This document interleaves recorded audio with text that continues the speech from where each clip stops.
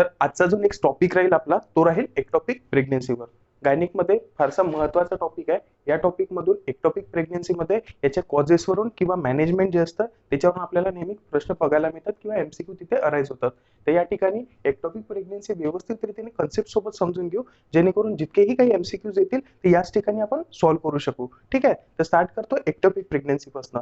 तर सुरुवातचे काही जे गायनिकचे लेक्चर्स झाले त्यामध्ये आपण फर्टिलायझेशन आणि इम्प्लांटेशन जे प्रोसेस आहे ते समजून घेतली. आणि फर्टिलायझेशन आणि इम्प्लांटेशन माहिती आहे तर आपल्याला नेमकं माहिती आहे की फर्टिलायझेशन जे होते हे युटरसचा जो फॅलोपियन ट्यूब्स आहे, युटरसचे जे फॅलोपियन ट्यूब्स आहे आणि फॅलोपियन ट्यूब्स मधला जो एम्पुलरी भाग आहे तर या एम्पुलरी रिजन मध्ये इथे फर्टिलायझेशन होतं. आणि फर्टिलायझेशन म्हणजे काय सांगितलं होतं, जे एग आहे सेकंडरी oocyte किंवा जो ओव्हम आहे तो जेव्हा स्पर्म सोबत फ्यूज होतो, अटॅच होतं, त्याच्यानंतर फ्युजन नंतर त्या प्रोसेसला आपण फर्टिलायझेशन प्रोसेस म्हटलं. आणि हे ओव्हम फर्टिलाइज झाल्यानंतर याला आपण फर्टिलाइज ओव्हम म्हणू किंवा झायगोट म्हणण्यात येईल याला. आणि हे जे झायगोट आहे हे तिसऱ्या दिवशी किंवा चौथ्या दिवशी युटरसच्या युटराईन कॅव्हिटी मध्ये येते. जे बॉडी पार्ट आहे युटरसचा त्या युटराईन कॅव्हिटी मध्ये होते आणि जवळपास 6व्या ते 7व्या दिवशी इथे त्याचं इम्प्लांटेशन होतं, इथे त्याचं इम्प्लांटेशन किंवा त्याचं अटॅचमेंट होतं. तर हे नॉर्मल जे प्रेग्नन्सी आहे त्याच्यात हे एक्सपेक्टेड आहे.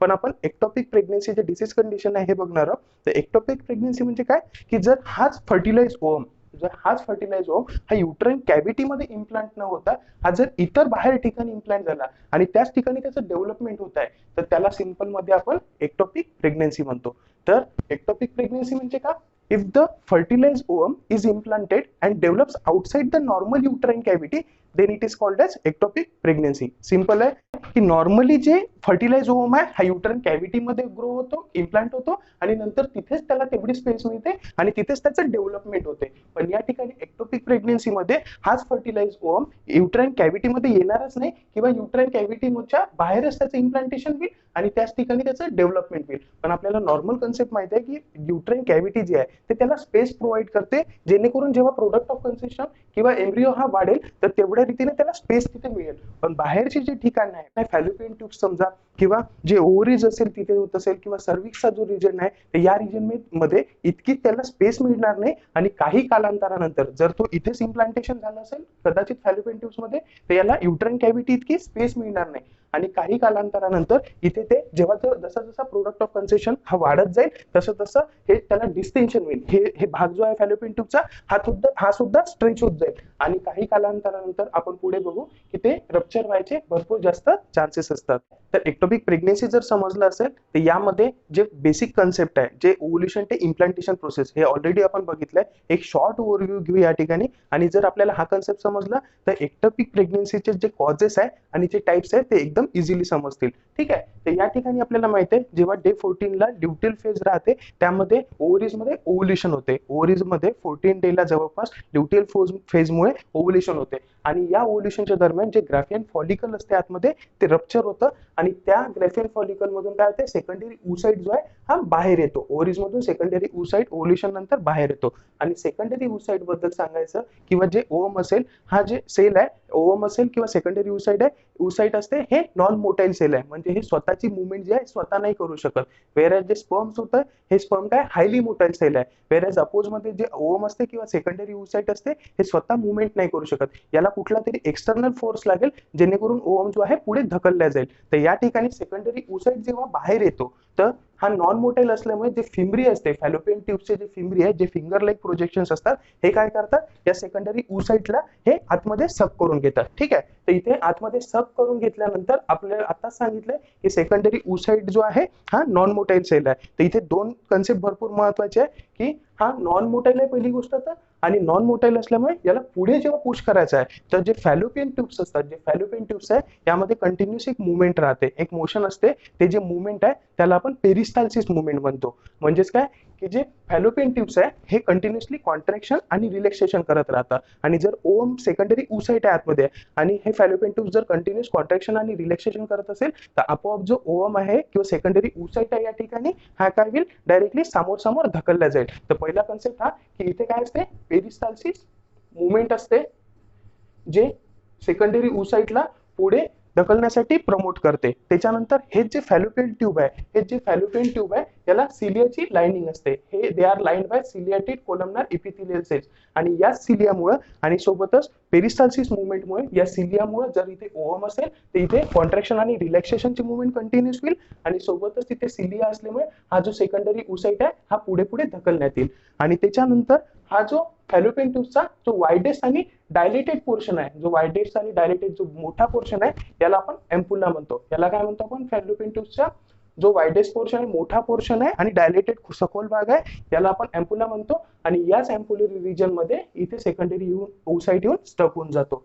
त्याच्यानंतर इथे जेव्हा स्पर्मची एंट्री होईल, ठीक आहे, इथे जेव्हा स्पर्मची एंट्री होईल तर या दोघांचं फ्युजन होईल आणि या प्रोसेसला आपण काय म्हणतो? फर्टिलायझेशन म्हणतो. आणि नंतर जवळपास मोरुला स्टेजमध्ये हे जेव्हा झायगोट फॉर्म झालं, कशाचं? स्पर्म आणि जे ओव्हम एम्पुलामध्ये आलाय तर दोघांचं फ्युजन झालं आणि या प्रोसेसला आपण फर्टिलाइज ओव्हम म्हणू. आता जे सेल तिथे न्यूली सेल फॉर्म झालाय त्याला आपण झायगोट म्हणू किंवा फर्टिलाइज ओव्हम म्हणू. आणि त्याच्यानंतर हा जो झायगोट आहे हा जवळपास डे थर्ड किंवा डे फोर्थला जेव्हा मोरुला स्टेजमध्ये येतो तर हा युट्राइन कॅव्हिटीमध्ये येतो. कशामुळे येतो? हा एम्पुलामधून पुढे कसा येतो? त्यावेळेस सुद्धा इथे काय राहील? इथे पेरिस्टाल्सिस मुवमेंट राहील आणि सिलिया असल्यामुळे हा जो झायगोट आहे हा पुढे पुढे पुश केला जाईल. आणि अशाच प्रकारे जो झायगोट आहे हा काय करतो? युट्राइन कॅव्हिटीमध्ये फॉल होतो. तर आपण इथे 3 कन्सेप्ट शिकलो. पहिला तर ओव्हम जो आहे हा नॉन मोटाईल सेल असतो, हा स्वतःची मुवमेंट स्वतः नाही करू शकत.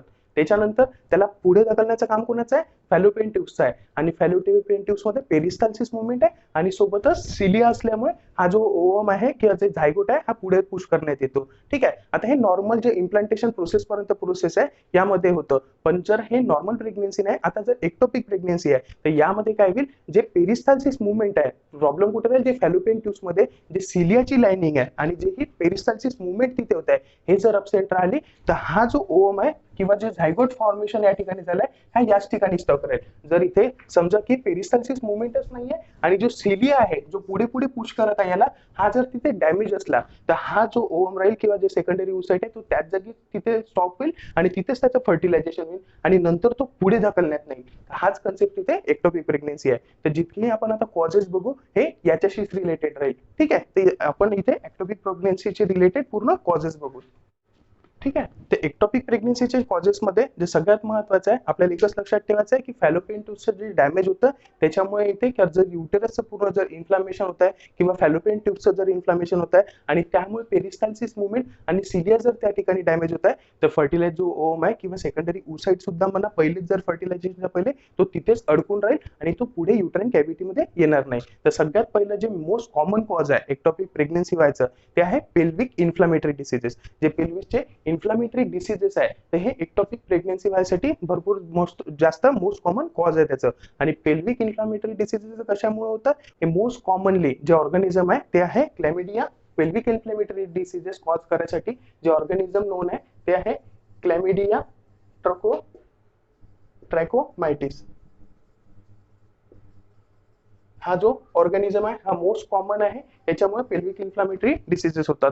तर अदर जे कॉजेस आहे पेल्विक इन्फ्लामेटरी डिसीजेस जे कॉज करतात तर अदर जे आहे डिसीजेस जसं की मदर हे गोनोरिया इन्फेक्शन पासून सफर होत असेल किंवा तिला ट्युबरक्लोसिस असेल, ठीक आहे, किंवा प्युपेरियल सेप्सिस असेल किंवा सेक्शुअली अदर ट्रान्समिटेड डिसीजेस असेल तर यामुळे सुद्धा पेल्विक इन्फ्लामेटरी डिसीजेस होतात.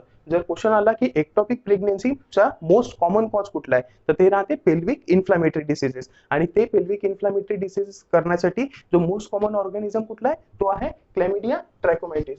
ठीक आहे. त्याच्यानंतर जर सॅल्पेंजायटिस, त्यानंतर सॅल्पेंजायटिस म्हणजेच काय की जे फॅलोपियन ट्यूब्स आहे, जे पूर्ण जे फॅलोपियन ट्यूब्स आहे याचं जर इन्फ्लामेशन झालं असेल, या फॅलोपियन ट्यूबचं जर इन्फ्लामेशन झालं असेल तर ऑब्वियस आहे तिथे पेरिस्टाल्सिस मुवमेंट सुद्धा होणार नाही आणि सिलिया सुद्धा तिथे डॅमेज होईल. ठीक आहे. फॅलोपियन ट्यूबच्या इन्फ्लामेशनलाच आपण सॅल्पेंजायटिस सुद्धा म्हणतो. त्यानंतर जे नेक्स्ट आहे ते आहे previous history of ectopic pregnancy.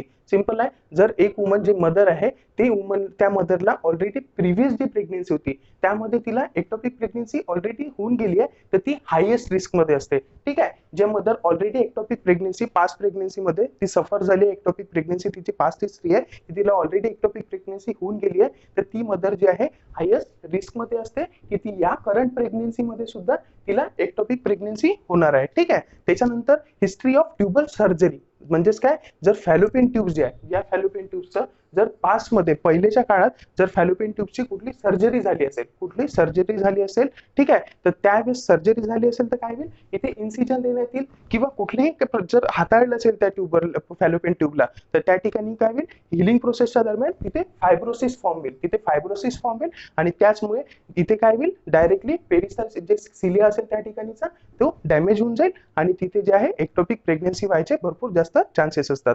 त्याच्यानंतर failure of contraceptive devices. Normally जे कॉन्ट्रासेप्टिव्ह डिव्हाइसेस असतात ते काय करतात, नॉर्मल जी प्रेग्नन्सी आहे त्याला अवॉइड करण्यासाठी, त्याला टाळण्यासाठी आपण कॉन्ट्रासेप्टिव्ह डिव्हाइसेस वापरतो आणि त्यामध्ये जे कॉपर्टी असते, त्याच्यानंतर प्रोजेस्ट्रॉन ओनली पिल्स आहे किंवा ओरल पिल्स आहे, हे सगळे डिव्हाइसेस आणि हे सगळे ड्रग्स काय करतात, जे नॉर्मल प्रेग्नन्सी आहे त्याला अवॉइड करायचं काम करतात.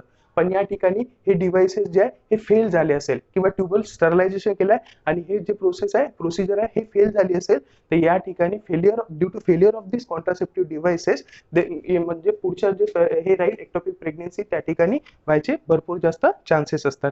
ठीक आहे, तर इथे जे मोस्ट कॉमन कॉज विचारण्यात आला तर ते राहील पेल्विक इन्फ्लॅमेटरी डिसीजेस, त्यामध्ये सॅल्फेंजायटिस सुद्धा असते. त्याच्यानंतर जर ओव्हरीज असेल, ओव्हरीजचं जर इन्फ्लॅमेशन झालं असेल तर त्या टर्मला ओफ्रायटिस सुद्धा म्हणतो. त्या टर्मला काय म्हणतो आपण, जर ओव्हरीचं इन्फ्लॅमेशन झालं असेल त्या कंडिशन मध्ये सुद्धा एक्टोपिक प्रेग्नन्सी होईल. जर सर्व्हिसचं इन्फ्लॅमेशन झालं असेल, सर्व्हिसायटिस असेल, त्यावेळेस सुद्धा एक्टोपिक प्रेग्नन्सी व्हायचे भरपूर चान्सेस असतात. त्याच्यानंतर जे टोटल जे युटरस आहे, युटरसचं जर इन्फ्लॅमेशन झालं असेल, पूर्ण जर युटरसचं इन्फ्लॅमेशन झालं असेल त्याला आपण मॅट्रायटिस सुद्धा म्हणतो. ठीक आहे, त्याला आपण मॅट्रायटिस सुद्धा म्हणतो. जे आपण कॉजेस बघितले, सॅल्पेंजायटिस असेल, सॅल्पेंजायटिस म्हणजे काय, फॅलोपियन ट्यूबचं इन्फ्लॅमेशन असेल तर, ओव्हरीचं इन्फ्लॅमेशन असेल तर, उफ्रायटिस असेल तरी सुद्धा एक्टोपिक प्रेग्नन्सी व्हायचे चान्सेस आहे. सर्व्हिसायटिस असेल, सर्व्हिसचं इन्फ्लॅमेशन, पूर्ण जे युटरस आहे त्याचं इन्फ्लॅमेशन होत असेल त्याला मॅट्रायटिस म्हणतो. तर या सगळ्या कारणांमुळे एक्टोपिक प्रेग्नन्सी व्हायचे भरपूर जास्त रिस्क फॅक्टर्स असतात आणि ते सगळे त्याचे कॉजेस आहे. ठीक आहे, तर नेक्स्ट जे कन्सेप्ट आहे, एक्टोपिक प्रेग्नन्सीचे टाइप्स दिले आहे. तर आपल्याला नॉर्मल जे माहिती आहे, नॉर्मल प्रेग्नन्सी मध्ये जे फर्टिलाइज ओव्हम आहे हा कुठे युटराईन कॅव्हिटी जे युटरसची त्यामध्ये इम्प्लांट होतो आणि त्याचमध्ये तो तिथे डेव्हलप होतो. पण एक्टोपिक प्रेग्नन्सी मध्ये युटराईन कॅव्हिटीला सोडून जर बाहेर ठिकाणी तिथे इम्प्लांटेशन होत आहे आणि तिथेच तो डेव्हलप होत आहे, तर त्याला आपण युटराईन कॅव्हिटीला सोडून बाहेर होत आहे तर त्याला आपण एक्स्ट्रा युटराईन एक्टोपिक प्रेग्नन्सी म्हणतो. सिंपल आहे, नावावरूनच क्लिअर आहे, एक्स्ट्रा युटराईन कॅव्हिटीच्या बाहेर. आणि जर युटराईन कॅव्हिटीमध्येच होत असेल, ठीक आहे, युटराईन कॅव्हिटीमध्येच इम्प्लांट होत आहे पण तो एंडोमेट्रियमला सोडून, नॉर्मली कुठे इम्प्लांट होतो, युटरसचं जे एंडोमेट्रियल लाइनिंग आहे तिथे फर्टिलाइज ओव्हम किंवा झायगोट जो आहे तो त्याचं इम्प्लांटेशन होतं. पण हा जो फर्टिलाइज ओव्हम आहे हा एंडोमेट्रियमला इम्प्लांट न होता हा सर्व्हिसच्या भागात होत असेल तर त्याला आपण इंट्रा युटराईन म्हणतो. ठीक आहे, तर सगळ्यात पहिले जे बघू ते आपण एक्स्ट्रा युटराईन जे टाइप्स आहे. तर एक्स्ट्रा युटराईन मध्ये जे मोस्ट कॉमन असते, मोस्ट कॉमन जे राहील युटराईन कॅव्हिटीच्या बाहेर ते काय आहे, फॅलोपियन ट्यूब्स. आणि जवळपास 90 ते 95%, जवळपास 90 to 95% जे एक्टोपिक प्रेग्नन्सी होते हे फॅलोपियन ट्यूब्स मध्ये होते. ठीक आहे, तर 90 to 95% जे एक्टोपिक प्रेग्नन्सी होईल ते फॅलोपियन ट्यूब्स मध्येच होईल. आणि त्यामध्ये सुद्धा सगळ्यात जास्त फॅलोपियन ट्यूब मध्ये हे कुठे राहील, एम्पुलरी पार्ट मध्ये. कारण एम्पुलरी पार्ट असा आहे जो वाइडेस्ट आहे, त्याला स्पेस तिथे प्रोव्हाइड करते आणि त्याच ठिकाणी फर्टिलायझेशन सुद्धा होते. तर यामध्ये जवळपास एम्पुलरी पार्ट मध्ये 78% चान्स आहे की इथेच एक्टोपिक प्रेग्नन्सी होईल म्हणून. ठीक आहे, आणि जे फॅलोपियन ट्यूब्स आहे यामध्ये 90 पूर्ण जे फॅलोपियन ट्यूब्स आहे जे एक्टोपिक प्रेग्नन्सी होईल याच्यातून 90 to 95% चान्सेस की फॅलोपियन ट्यूब्स मध्ये होईल.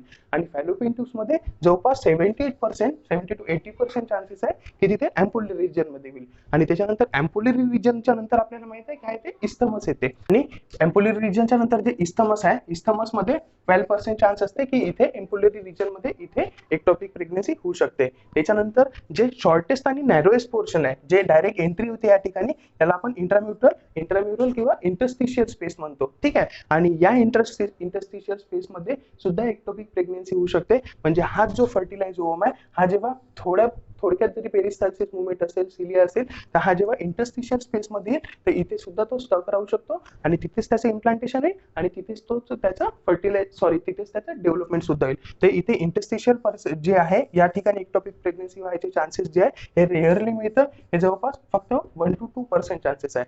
पण मोस्ट ऑफ जे आहे ते फॅलोपियन ट्यूब्स मध्ये होतं आणि त्याच्यात सुद्धा सगळ्यात जास्त एम्पुलरी रिजन मध्ये होतं. त्यानंतर एक्स्ट्रा युटराईन बद्दलच बोलतोय, म्हणजे युटराईन कॅव्हिटीच्या बाहेरच. तर हे फॅलोपियन ट्यूब्स बद्दल बघितलं. तर फॅलोपियन ट्यूब्सशी रिलेटेड राहिलं तर यामध्ये जे होत आहे एक्टोपिक प्रेग्नन्सी फॅलोपियन ट्यूब्स मध्ये, तर त्याला आपण ट्यूबल एक्टोपिक प्रेग्नन्सी म्हणतो. त्याला आपण ट्युबल एक्टोपिक प्रेग्नेन्सी म्हणून. ठीक आहे. त्याच्यानंतर जर एक्टोपिक प्रेग्नेन्सी हे ओव्हरीज मध्ये होत असेल, ठीक आहे, जर या ठिकाणी जर एम्पुलरी रिजन मध्ये आहे किंवा फिम्ब्रियामध्ये जर फर्टिलायझेशन होत आहे आणि इन्फंटिबुलम जो पार्ट आहे यामध्ये जर इथे इम्प्लांटेशन होत आहे आणि तिथेच त्याचं डेव्हलपमेंट होत आहे, तर काही कालांतरानंतर फर्टिलायझेशन नंतर हा जो झायगोट आहे हा फिम्ब्रियातूनच बाहेर निघून जाईल आणि नंतर इथे तो ऍब्डोमिनल कॅव्हिटी मध्ये येईल. ठीक आहे. पेरिटोनियमच्या अंदर ऍब्डोमिनल कॅव्हिटी मध्ये येईल आणि ऍब्डोमेन मध्ये सुद्धा एक्टोपिक प्रेग्नन्सी होऊ शकते. म्हणजे काय, म्हणजे याचं सक करायचं काम होतं, पण या ठिकाणी पेरिसल्सिस मुवमेंट जर कमी राहिली आणि फर्टिलायझेशन झाल्यानंतर हा जो प्रोडक्ट ऑफ कन्सेप्शन आहे हा फिम्ब्रियातून वापस जर बाहेर पडला तर हा कुठे येईल, ऍब्डोमिनल कॅव्हिटी मध्ये येईल आणि ऍब्डोमिनल कॅव्हिटी मध्ये सुद्धा होऊ शकतं. त्याचे जे चान्सेस आहे ते भरपूर कमी आहे, ते लेस दॅन 1% आहे. ओव्हरीज मध्ये सुद्धा होऊ शकतं, तर त्याच्यात सुद्धा भरपूर कमी चान्सेस आहे, लेस दॅन 1% आहे. आणि इंट्रा युट्राइन जे आहे ते आपण सगळे एक्स्ट्रा युट्राइन कॉजेस बघितले आणि आता इंट्रा युट्राइन म्हणजे युट्राइनच्या आतमध्येच पण एंडोमेट्रियमला स्टक न होता फर्टिलाइज ओव्हम त्याला इम्प्लांटेशन न होता जर सर्व्हिक्सला होत असेल, इंट्रा युट्राइनच राहील. ठीक आहे. युट्राइन कॅव्हिटी मध्येच होता हा फर्टिलाइज ओव्हम इम्प्लांट, पण एंडोमेट्रियमला सोडून जर तो सर्व्हिक्स मध्ये इम्प्लांटेशन आणि त्याचे तिथे डेव्हलपमेंट होत आहे तर ते सुद्धा एक सर्वायकल एक्टोपिक प्रेग्नन्सी राहील, पण ते सुद्धा रेअरली मिळतं. लेस दॅन 1% चान्सेस आहे की तिथे सर्वायकल एक्टोपिक प्रेग्नन्सी होईल. ठीक आहे. तर एक्टोपिक प्रेग्नन्सीचे आपण पूर्ण टाइप्स बघितल्या. आता पुढचा जो कन्सेप्ट आहे इझिली समजेल की कुठले जे लोकेशन आहे ज्यामध्ये एक्टोपिक प्रेग्नन्सी आहे ते सगळ्यात लवकर रप्चर होईल. ठीक आहे. तर नॉर्मली आपल्याला माहिती आहे युट्राइन कॅव्हिटी मध्ये होतं आणि जसं जसं प्रोडक्ट ऑफ कन्सेप्शन हे त्याच्या साईज मध्ये वाढेल, ठीक आहे, ग्रोथ होईल, डेव्हलपमेंट होईल त्याची, तशा तशा रीतीने युटरस सुद्धा साईज मध्ये एनलार्ज होईल. ठीक आहे. त्याची stretchability due to myometrium muscle fibre तिथे स्ट्रेचनेस जास्त असते, त्याच्यामुळे तिथे कुठलाच प्रॉब्लेम येणार नाही. पण हे जे प्रेग्नन्सी आहे हे युट्राइन कॅव्हिटी मध्ये नाही आहे, हा युट्राइन कॅव्हिटीच्या बाहेर जर फॅलोपियन ट्यूब मध्ये आहे समजा, आणि फॅलोपियन ट्यूब जे आहे ते त्याला तेवढं स्ट्रेचनेस प्रोव्हाइड नाही करत आहे. प्रोडक्ट्स ऑफ कन्सेप्शन जे आतमध्ये ग्रो होत आहे हा तर वाढेलच, पण या ठिकाणी जे फॅलोपियन ट्यूब्स आहे त्याची लाइनिंग तितकी मसल फायबर तितकी स्ट्रॉंग नाही, तर काही कालांतरानंतर हे रप्चर व्हायचे भरपूर जास्त चान्सेस असते. ठीक आहे. म्हणजे स्ट्रेच होत जाईल, डिस्टेंटेड होईल आणि एक क्षण असा येईल की या ठिकाणी प्रोडक्ट ऑफ कन्सेप्शन वाढतच राहील, पण जे स्ट्रेचनेस आहे फॅलोपियन ट्यूबची हे तिथे संपून जाईल आणि त्याच्यानंतर तिथे रप्चर व्हायचे भरपूर जास्त चान्सेस असतात. तर सगळ्यात पहिले जे रप्चर होते ते आहे इस्थमिक पार्ट. जे एम्पुलरी नंतर जे इस्थमिक पार्ट आहे हे जवळपास 6 वीक जे आहे इस्थमस जे पार्ट आहे हा 6 वीकला सगळ्यात लवकर इथे रप्चर होते, कारण इस्थमिक जो पार्ट आहे यामध्ये कुठलेच मसल फायबरचे तिथे सपोर्ट नाहीये आणि हा as compared to ampullary region हा तेवढा वाइडेस्ट आणि डायमीटर मध्ये तेवढा मोठा पार्ट नाहीये.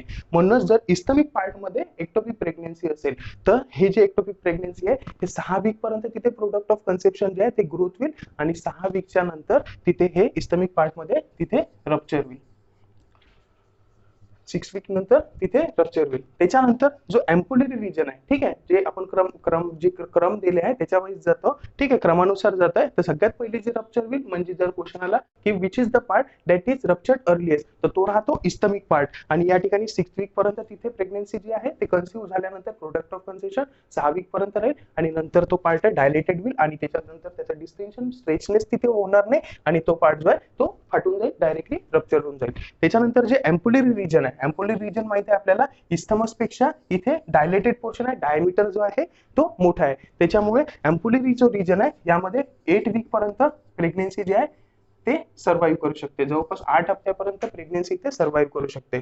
त्यानंतर जे इंटरस्टिशियल पोर्शन आहे, सगळ्यात जास्त जे प्रेग्नन्सी कन्सिव्ह केल्यानंतर product of conception ectopic pregnancy जरी असली तर जवळपास इंटरस्टिशियल जो पार्ट आहे जरी तो शॉर्ट पोर्शन असेल, नॅरो जे डायमीटर आहे त्याचा भरपूर कमी असेल, एम्पुलरी रिजन पेक्षा सुद्धा इंटरस्टिशियल पोर्शनचा जो डायमीटर आहे तो कमी आहे, पण याला जे आहे मायोमेट्रियलचे जे मसल फायबर्स आहे याला सपोर्ट करून आहे, म्हणून काय होईल जरी डायमीटर कमी आहे पण याचा स्ट्रेचिनेस जो आहे तो जास्त प्रमाणात राहील, कारण वरती काय आहे मायोमेट्रियलचे मसल फायबर्स आहे, त्याच्यामुळे प्रोडक्ट ऑफ कन्सेप्शन जितक्या प्रमाणात वाढेल तितक्याच प्रमाणात इंटरस्टिशियल जे पार्ट आहे नॅरो जरी असेल तरी त्याचं डिस्टेन्शन होईल आणि तिथे ते रप्चर लवकर होणार नाही, कारण याच्यावरती काय मायोमेट्रियमचं मसल फायबरची सपोर्ट दिल्या गेली आहे. त्याच्यामुळे इंटरस्टिशियल पार्ट जो आहे तो लास्ट मध्ये रप्चर होतो, जवळपास इथे प्रोडक्ट ऑफ कन्सेप्शन जे आहे ते 12th वीक ऑफ जेस्टेशन पर्यंत सर्व्हाइव्ह करतं आणि नंतर जे आहे तिथे तो रप्चर होईल. ठीक आहे. तर एक्टोपिक प्रेग्नेन्सीचे साइन अँड सिम्पटम्स मध्ये जे सगळ्यात महत्वाचे सायन्स आहेत ते 3 प्रकारचे सायन्स आहेत. त्याला आपण classical triad of ectopic pregnancy सुद्धा म्हणतो. तर या 3 सिम्पटम्स मध्ये जे सगळ्यात महत्वाचे 3 आहेत ते कुठले आहे? एक राहते ॲमेनोरिया. जरी युटराईन कॅव्हिटीमध्ये जरी युटराईन कॅव्हिटीच्या बाहेर ही प्रेग्नेन्सी कन्सिव्ह केली आहे आणि त्याच ठिकाणी तिथे ग्रोथ होत आहे आणि फर्टिल इम्प्लांटेशन आणि ग्रोथ होत आहे, पण तरी ही प्रेग्नेन्सी तर कन्सिव्ह केली आहे, तर त्याच्यामुळे ॲमेनोरिया जो आहे तो तिथे म्हणजे लॉस ऑफ मेन्स्ट्रुअल सायकल तिथे राहणारच आहे. त्याच्यानंतर तिथे ते वुमन जे आहे तिला ॲब्डोमिनल पेन सुद्धा राहील. जे क्लासिकल ट्रायड आहे तेच बघतोय. सगळ्यात पहिले त्या वुमनला ॲमेनोरिया राहील, त्याच्यानंतर ॲब्डोमिनल पेन राहील. आणि हे ॲब्डोमिनल पेन कशामुळे राहतं की जे फॅलोपियन ट्यूब्स आहे, आपल्याला माहिती आहे हे जे फॅलोपियन ट्यूब्स आहे, ठीक आहे, तर याच्यावरती फॅलोपियन ट्यूब्सच्या वरती कशाची कव्हरिंग आहे? पेरिटोनियमनी कव्हर केलं आहे. हे फॅलोपियन ट्यूब्सच्या वरती काय? पेरिटोनियम आहे. आणि या ठिकाणी जे फर्टिलाइज ओव्हम आहे, ठीक आहे, ते प्रोडक्ट ऑफ कन्सेप्शन आहे. जायगोट जसं जसं डेव्हलप होईल, ग्रोथ होईल आणि त्याचे हायपरप्लेशिया होईल, म्हणजे सेल जे साईज आहे त्याच्यामध्ये त्याची इन्क्रीज होईल. आणि जशा जशा रीतीने हा प्रोडक्ट ऑफ कन्सेप्शन वाढत जाईल तशा त्या कंडिशन मध्ये जे फॅलोपियन ट्यूब्स आहे याची स्ट्रेचनेस सुद्धा वाढेल. हे सुद्धा स्ट्रेच केला जाईल. ठीक आहे. हा वाढत आहे तर त्याच्यासोबतच फॅलोपियन ट्यूब सुद्धा स्ट्रेच केल्या जाईल. आणि फॅलोपियन ट्यूबच्या वरची कव्हरिंग कशी आहे म्हटलं? पेरिटोनियमची कव्हरिंग आहे. म्हणजे they are surrounded by peritoneum and due to that त्याच्यामुळे जेव्हा प्रोडक्ट ऑफ कन्सेप्शन हा वाढत जाईल आणि फॅलोपियन ट्यूब सोबतच तिथे पेरिटोनियम सुद्धा स्ट्रेच होत आहे, तर या कारणामुळे तिथे लोअर ॲब्डोमिनल पेन तिथे त्या वुमनला क्रिएट होतं. ठीक आहे. ॲब्डोमिनल पेन कशामुळे होतं? ते प्रोडक्ट ऑफ कन्सेप्शन वाढत आहे त्याच्यामुळे फॅलोपियन ट्यूब जे आहे एका कालांतरानंतर स्ट्रेच करणं थांबून गेलं किंवा फॅलोपियन ट्यूब जशा रीतीने स्ट्रेच होत आहे त्यासोबतच पेरिटोनियम सुद्धा स्ट्रेच होत आहे, म्हणून तिथे लोअर ॲब्डोमिनल पेन सुद्धा राहतं.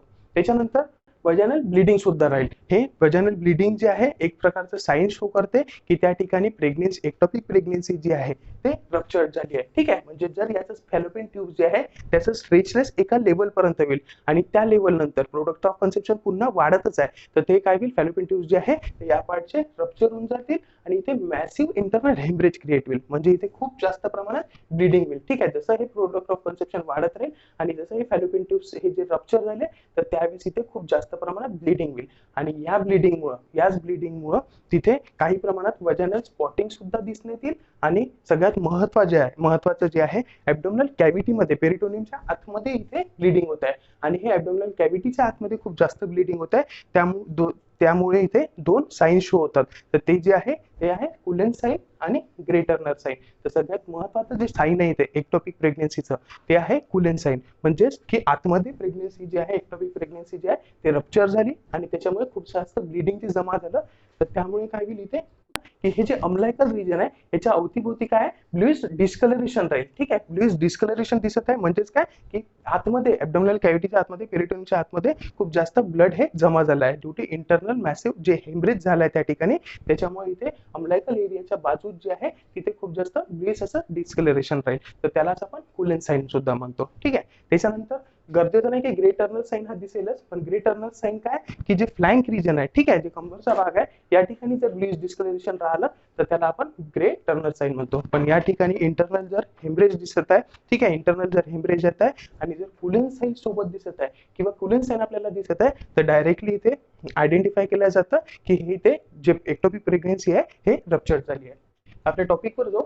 तर त्याच्यानंतर जे आहे हायपोटेन्शन आणि टॅकिकार्डिया. ठीक आहे. तर सगळ्यात महत्वाचं आताच सांगितलं की इथे जे एक्टोपिक प्रेग्नेन्सी आहे हे रप्चर झाली असेल तर इथे खूप जास्त ब्लिडिंग झालं असेल आणि जर इथे ब्लड लॉस होत आहे खूप जास्त प्रमाणात तर त्यामुळे जे ब्लड प्रेशर आहे हे काय होईल? हे कमी होऊन जाईल. म्हणून जे मदर आहे ते ब्लड प्रेशर कमी राहील, हायपोटेन्शन राहील तिला आणि सोबतच एक डिफेन्स मेकॅनिझम म्हणून तिथे टॅकिकार्डिया सुद्धा राहील. ठीक आहे. पल्स रेट सुद्धा तिचा वाढून राहील ड्यू टू ब्लिडिंग. जर रप्चर हे कशाचं साईन आहे की एक्टोपिक प्रेग्नेन्सी. कुलेन साईन कशाचं साईन आहे? हे रप्चर्ड एक्टोपिक प्रेग्नेन्सीचा साईन आहे. हायपोटेन्शन कशाचा साईन आहे? हा सुद्धा रप्चर्ड एक्टोपिक प्रेग्नेन्सीचा साईन आहे की ब्लिडिंग हे जास्त झाली आहे म्हणून इथे ब्लड प्रेशर तिथे त्या वुमनचं कमी राहील आणि टॅकिकार्डिया सुद्धा तिथे प्रेझेंट राहील. पुढे जे आहे या ठिकाणी जर ब्लिडिंग होत आहे तर इथे एक कन्सेप्ट समजणं महत्वाचं आहे, जे युटरस आहे, युटरसच्या मागच्या बाजूने काय रेक्टम पार्ट आहे, ठीक आहे. युटरस जो असेल, युटरसच्या मागच्या बाजूने काय असेल, रेक्टम पार्ट असेल. आणि हे जे युटरस आहे, हे जे युटरस आहे आणि याच्या मागे जे रेक्टम आहे, हा जो तिथे वॅकंट स्पेस, तिथे एक खोल भाग तयार झाला आहे, म्हणजे युटरस आणि त्याच्या मागे काय रेक्टम आहे. आणि या रेक्टम आणि युटरसच्या मधातला जो पोर्शन आहे, याला पाऊचला आपण रेक्टो युटराईन पाऊच म्हणतो किंवा पाऊच ऑफ डगलस म्हणतो. आणि हे जे ब्लड आहे, इथलं जे इंटरनल हेमरेज झालाय, ठीक आहे, मॅसिव्ह हेमरेज तिथे क्रिएट झालाय, हे जे ब्लड आहे हे सगळं रेक्टो युटराईन पाऊच किंवा पाऊच ऑफ डगलस मध्ये तिथे कलेक्ट होतं. तर हे जे आहे पाऊच ऑफ डगलस जे असेल, ठीक आहे, त्याला आपण रेक्टो युटराईन पाऊच सुद्धा म्हणतो. तर इथे जे प्रोसिजर क्रिएट केल्या जाते म्हणजे काय, या पाऊच जे आहे, जे युटरस आहे त्याच्या मागच्या बाजूने रेक्टम आणि हा जो पाऊच आहे तिथे कुल्डो सिंथेसिस प्रोसेस केल्या जाते, प्रोसिजर, ठीक आहे. कुल्डो सिंथेसिस म्हणजे का, कुल्डो सिंथेसिस जे प्रोसिजर आहे हे परफॉर्म केलते. यामध्ये काय करतात, एक शार्प निडल जे आहे या पाऊच मध्ये इन्सर्ट केलं जाईल आणि ते जे ब्लड झालं आहे, जमा तिथे झालं आहे, ते तिथून ऍस्पिरेट केलं जाईल, ठीक आहे. तर इथे सायन्स सोबतच आपण जे डायग्नोस्टिक मेथड सुद्धा आहे कुल्डो सिंथेसिस, ते सुद्धा बघितली आहे. तर जे पुढचं आहे, एक्टोपिक प्रेग्नेन्सीचं डायग्नोसिस कशा रीतीने केलं जातं. तर एक्टोपिक प्रेग्नेन्सी ही माहिती करायची आहे की प्रोडक्ट ऑफ कन्सेप्शन हे युटराईन कॅव्हिटीमध्ये ग्रो करत आहे की त्याच्या बाहेर करत आहे. तर त्यासाठी इन्व्हेस्टिगेशन जे प्रोसिजर केल्या जाते परफॉर्म, ते आहे, जे इन्व्हेस्टिगेटिव्ह मेथड आहे ते आहे ट्रान्सव्हॅजिनल अल्ट्रासाउंड केल्या जाते, ठीक आहे. ट्रान्सव्हॅजिनल सोनोग्राफी जेव्हा करू, तर डायरेक्टली जेव्हा ट्रान्सव्हॅजिनल सोनोग्राफी इथे करण्यात येईल, तर जी युटराईन कॅव्हिटी आहे हे इथे वॅकंट दिसेल, डायरेक्टली रिकामी दिसेल. कारण प्रोडक्ट ऑफ कन्सेप्शन जे आहे ते इथे नाहीये, हा दुसऱ्या ठिकाणी ओव्हरीज मध्ये असेल, ॲब्डोमेन कॅव्हिटी मध्ये असेल कदाचित, किंवा फिमब्रियल एंड इन्फेंटिबुलम एम्पुलर रिजन मध्ये असेल. म्हणजे जे प्रोडक्ट ऑफ कन्सेप्शन आहे हे युटराईन कॅव्हिटी मध्ये नसल्यामुळे इथे जे युटराईन कॅव्हिटी आहे हे एम्प्टी दिसेल, ठीक आहे. तर पुढे जे आहे डायग्नोस्टिक मेथड मध्ये हार्मोनल लेवल सुद्धा बघितलं जाते. आपल्याला माहिती आहे की नॉर्मल प्रेग्नन्सी कन्सिव्ह केली असती, जर फर्टिलाइज ओव्हम हा युटराईन कॅव्हिटी मध्ये तिथे इम्प्लांट झाला असता, तर प्लॅसेंटा सुद्धा व्यवस्थित रीतीने तिथे बनला असता. आणि प्लॅसेंटा मध्ये बनण्याच्या दरम्यान जे सिन्शिओट्रोफोब्लास्ट 8व्या ते 10व्या दिवशी चालू होत आहे बनणं, तर त्या दरम्यान तिथे सिन्शिओट्रोफोब्लास्ट जे आहे ते एससीजी सिक्रेट करतात, ठीक आहे. बीटा एससीजी हार्मोन सिक्रेट करतात सिन्शिओट्रोफोब्लास्ट प्लॅसेंटा फॉर्मेशनच्या दरम्यान. आणि जर या ठिकाणी जे फर्टिलाइज ओव्हम आहे हा युटराईन कॅव्हिटी मध्ये असतात आणि सिन्शिओट्रोफोब्लास्ट सुद्धा व्यवस्थित बनले असते. तर एससीजी ची जी लेवल आहे हे सुद्धा व्यवस्थित रीतीची असते किंवा वाढून असते, किंवा as according to gestational age तिथे एससीजी ची लेवल सुद्धा ते व्यवस्थित असते. पण या ठिकाणी एक्टोपिक प्रेग्नेन्सी जर असेल, जर जे प्रोडक्ट ऑफ कन्सेप्शन आहे हा युटराईन कॅव्हिटीच्या बाहेर आहे समजा, म्हणजे फॅलोपियन ट्यूब्स मध्ये असेल, तर या ठिकाणी प्लॅसेंटा फॉर्मेशन सुद्धा व्यवस्थित नाही होईल आणि सिन्शिओट्रोफोब्लास्ट एससीजी हार्मोन असेल हे सुद्धा कमी प्रमाणात सिक्रेट करेल, ठीक आहे. तर जर एक्टोपिक प्रेग्नेन्सी असेल तर as per gestational age HCG जी लेवल आहे ते सुद्धा कमी दिसून पडेल, ठीक आहे. त्याच्यानंतरचा महत्वाचा कॉन्सेप्ट इथे जे एससीजी ची लेवल राहते, ठीक आहे. तर युटराईन कॅव्हिटी मध्ये जर असेल, जर युटराईन कॅव्हिटी मध्ये प्रोडक्ट ऑफ कन्सेप्शन आहे आणि जर आजच्या जवळपास 4था वीक असेल किंवा 5वा वीक असेल, आणि या दरम्यान जेव्हा एससीजी ची, एक उदाहरणासाठी सांगते की एससीजी ची लेवल आपण बघितली 5th वीकला, ठीक आहे, आज जर बघितली असेल तर समजू आपण की 2000 असेल, 2000 इंटरनॅशनल युनिट पर लिटर इतकी आज मिळाली एससीजी ची लेवल. आणि जेव्हा इथे आपण रिपीट एससीजी टेस्ट करू जवळपास 48 तासाच्या नंतर किंवा फॉलोड ऑफ आफ्टर 2 डेज, जर 2 दिवसाच्या नंतर आपण जर एससीजी टेस्ट पुन्हा केली, तर या ठिकाणी एससीजी ची जी लेवल असते ते प्रत्येक 48 तासाला किंवा प्रत्येक 2 दिवसाला तिथे ते डबल होते. म्हणजे जेव्हा 2000 होते आणि 2 दिवसानंतर रिपीट केली, तर इथे किती होईल त्याची नॉर्मली इंटरनॅशनल, हे किती होईल 4000 इतकी एससीजी लेवल राहील, ठीक आहे. म्हणजे आपण गृहीत धरू शकतो, जर आज जर एससीजी लेवल केली आणि हार्मोन बघितले, तर इथे जे लेवल होती ते किती होती 2000 होती, आणि त्याच्यानंतर 2 दिवसानंतर रिपीट केली आणि रिपीट केल्यामुळं जर 4000 आपल्याला फाइंडिंग मध्ये येत आहे की 4000 आहे, म्हणजे आपण गृहीत धरू शकतो, अज्युम करू शकतो की या ठिकाणी जी प्रेग्नेन्सी आहे, प्रोडक्ट ऑफ कन्सेप्शन आहे, हे बरोबर व्यवस्थित युटराईन कॅव्हिटी मध्येच ग्रो करत आहे. आणि इन केस जर आज आपण केली आहे एससीजी लेवल 2000 आहे आणि 2 दिवसांनंतर पुन्हा रिपीट केली आणि तरी सुद्धा इथे 2000 आहे किंवा 2100 आहे, म्हणजे याचा अर्थ काय होते की इथे एससीजी लेवल जे आहे ते डबल नाही होत आहे, म्हणजे इथे प्लॅसेंटाचे जे फॉर्मेशन आहे सिन्शिओट्रोफोब्लास्ट आहे ते व्यवस्थित रीतीने ग्रोथ नाही होत आहे आणि ते व्यवस्थित रीतीने एससीजी प्रोड्यूस नाही करत आहे, ठीक आहे. म्हणजे जर त्याच रीतीचं जर रिपीट केली आहे आणि तेवढीच लेवल असेल, तर त्या ठिकाणी आपण अज्युम करतो की हे प्रेग्नेन्सी जी आहे ती युटराईन कॅव्हिटी मध्ये नसून ती एक्स्ट्रा युटराईन मध्ये आहे, ठीक आहे. तशा रीतीने एससीजी ची लेवल बघतो.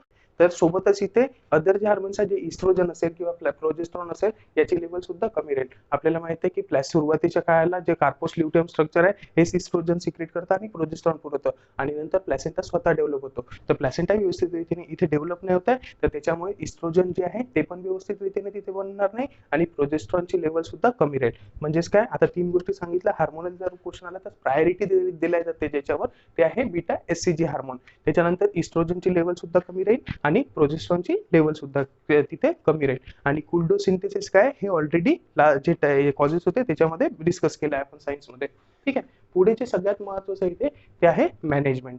आणि एक्टोपिक प्रेग्नन्सीच्या मॅनेजमेंटवरून आपल्याला क्वेश्चन्स हे अराईज होताना दिसतातच. तर व्यवस्थित रीतीने समजून घेऊ इथे. तर एक्टोपिक प्रेग्नन्सी 2 कंडिशन्स आहे इथे मॅनेजमेंट देताना. एक, जर एक्टोपिक प्रेग्नन्सी जे आहे ते अद्याप रप्चर झाले नाही आहे, जे फॅलोपियन ट्यूब्स आहे ते अद्याप रप्चर नाही झाले आहे आणि प्रोडक्ट ऑफ कन्सेप्शन तिथे ग्रोथ होत आहे, तर त्या ठिकाणी जे कन्झर्वेटिव्ह मॅनेजमेंट दिल्या जाते. जर प्रेग्नन्सी जी आहे, एक्टोपिक प्रेग्नन्सी आहे, इट अनरप्चर्ड, जर त्या ठिकाणी अनरप्चर्ड आहे, रप्चर्ड झालेली नाही आहे, तर कन्झर्वेटिव्ह मॅनेजमेंट म्हणून आपण जे मॅनेजमेंट दिल्या जाते ते आहे मेडिकल मॅनेजमेंट. आणि मेडिकल मॅनेजमेंट मध्ये जे प्रायोरिटी दिल्या जाते ते ड्रग ऑफ चॉईस जे आहे, क्वेश्चन विचारण्यात आला की एक्टोपिक प्रेग्नन्सी मध्ये जर अनरप्चर्ड आहे आणि तिथे जे ड्रग ऑफ चॉईस वापरला जाते तो ड्रग कुठला आहे, तो आहे मिथोट्रेक्झेट. आणि मिथोट्रेक्झेट जो ड्रग आहे हा किमोथेरपी एजंट आहे, सोबतच इम्युनोसप्रेशनचं सुद्धा काम करतो. आणि किमोथेरपी म्हणजे एजंट म्हणजेच काय की कॅन्सर मध्ये याला वापरलं जातं.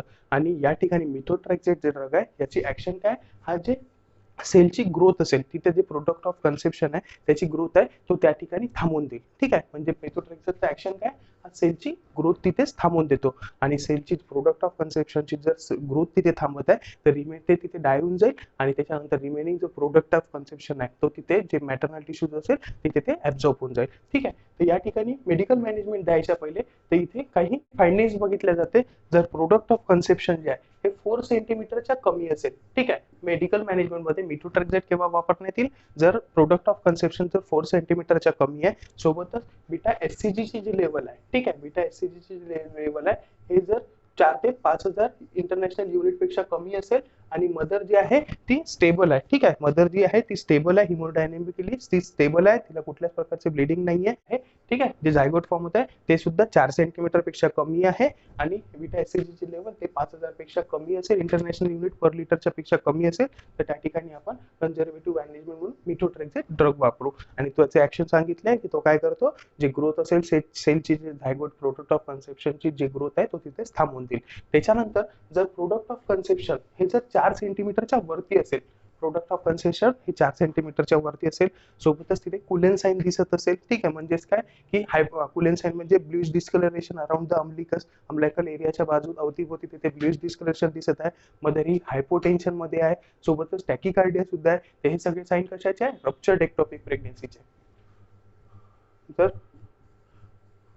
रप्चर्ड एक्टोपिक प्रेग्नन्सी आहे तर ॲज अन इमर्जन्सी मॅनेजमेंट केल्या जाईल. ठीक आहे. इथे इमर्जन्सी जे मॅनेजमेंट आहे सगळ्यात पहिले इथे मदरला रिससिटेट केल्या जाईल. ठीक आहे. मदरला रिससिटेट केल्या जाईल. म्हणजेच काय की इथे मदर जे आहे जे हिमोडायनेमिकली स्टेबल नाही आहे, प्रेग्नन्सी एक्टोपिक प्रेग्नन्सी जी आहे ते रप्चर्ड झाली आहे, तर तिथे मॅसिव्ह हेमरेज तिथे फॉर्म झालाय, तर त्या ठिकाणी आपण आयव्ही लाईन अटॅच केल्या जाईल, फ्लुइड्स तिथे अटॅच केल्या जाईल, ब्लडसाठी अरेंजमेंट केल्या जाईल. तर हे सोबत तिथे अरेंजमेंट सुद्धा केल्या जाईल. आणि जर तिथे रप्चर्ड झालं आहे एक्टोपिक प्रेग्नन्सी तर त्या ठिकाणी जे ट्यूब आहे, फॅलोपियन ट्यूब आहे, त्याला तिथे पूर्णपणे रिमूव्ह केल्या जाईल. तर फॅलोपियन ट्यूब जे टोटली रिमूव्ह करतो, सर्जिकल जे मेथड आहे ज्याद्वारे आपण फॅलोपियन ट्यूब हे टोटली रिमूव्ह करतो त्याला आपण सॅल्पिनजेक्टोमी म्हणतो. ठीक आहे. सॅल्पिनजेक्टोमी करू, सोबतच मदरला रिससिटेट करू. ठीक आहे. In case of ruptured ectopic pregnancy.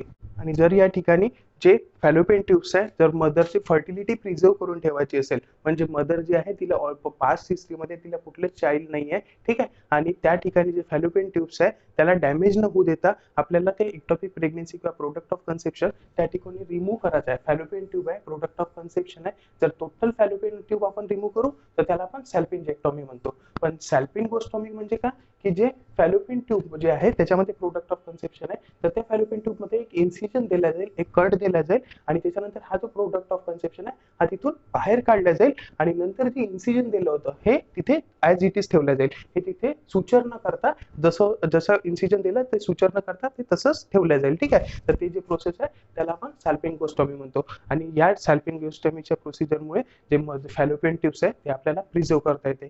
तर अशा रीतीने आपण जे एक्टॉपिक प्रेग्नन्सी आहे त्याचे पूर्ण जे कन्सेप्ट आहे सोबत जितके काही एमसीक्यूज होतात ते याच ठिकाणी डिस्कस केले आहे. तर याच प्रकारे पुढचं जे डिसीज कंडिशन आपण डिस्कस करणार आहोत ते आहे प्रेग्नन्सी इंड्यूस हायपरटेन्शन. त्यामध्ये आपण एक्लेम्शिया आणि सोबतच पहिले आपण प्री एक्लेम्शिया आणि एक्लेम्शियाशी रिलेटेड जितकेही काही कन्सेप्ट राहतील ते आपण नेक्स्ट क्लासमध्ये बघू. Okay, thank you so much.